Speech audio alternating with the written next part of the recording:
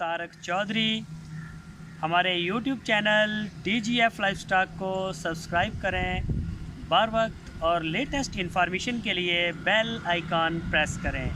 आप हमें YouTube के अलावा हमारे Facebook पेज और इंस्टाग्राम के ऊपर भी हमें देख सकते हैं।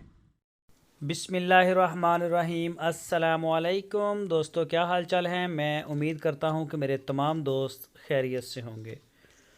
दोस्तों, खुशी भाई एक नई साहिवाल की गाय लेके आए हैं। पहला सुबह सोने के लिए तैयार है, फर्स्ट डिलीवर करने के लिए बिल्कुल रेडी। 8 से 10 दिन तकरीबन ये लेगी। और लोकेशन है इसकी हरूनाबाद सिटी, ज़िला बहावलनगर। और ये खड़ी है खुशी भाई के डेरे पे। इस गाय की डिमांड की उन्होंने 1,65,000 रुपये। 1,65,000 रुपये इसकी डिमांड है। जो भी दोस्त ख़रीदना चाहें वो खुशी भाई के साथ रब्ता करें। और जो भी दोस्त ख़रीदे वो जाके थन चढ़ा इसका चेक करें, मौके पे अपनी तसल्ली करके ख़रीदें जाएं। तो पूरे पाकिस्तान में कार्गो की होम डिलीवरी हमारे पास मौजूद है। जहां आप चाहेंगे इंशाल्लाह आपको जानवर उसी जगह पे डिलीवर करवा दिया जाएगा। डिलीवरी का इशू नहीं है हमें।